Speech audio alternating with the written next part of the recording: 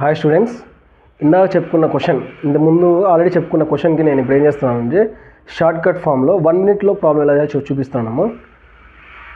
చూడండి, 100%లో 25% లూజ్ అవుతున్న person 720కి sale చేయడం వల్ల 25% లూజ్ అవుతున్నాడంట.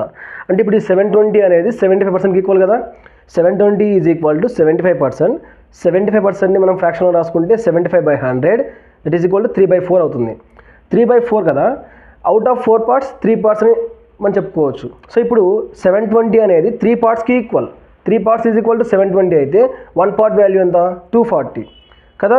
మనం ఇప్పుడు 25% గెయిన్ కావాలంటే ఎలాగా? 100 + 25 ఈజ్ ఈక్వల్ టు 125%. 125% ఏ విధంగా రాసుకోవచ్చు? 125/100. 25 5s 25 4s క్యాన్సిలేషన్ చేస్తే 5/4 వస్తుంది. అంటే 5 parts.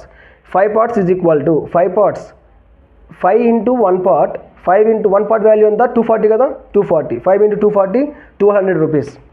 సో 200 రూపీస్కి సేల్ చేస్తే అతను ఆ యొక్క చైర్ని అతనికి 25% బెనిఫిట్ వస్తుంది, అంటే ప్రాఫిట్ వస్తుంది అని అర్థం చేసుకోవాలి. Thank you.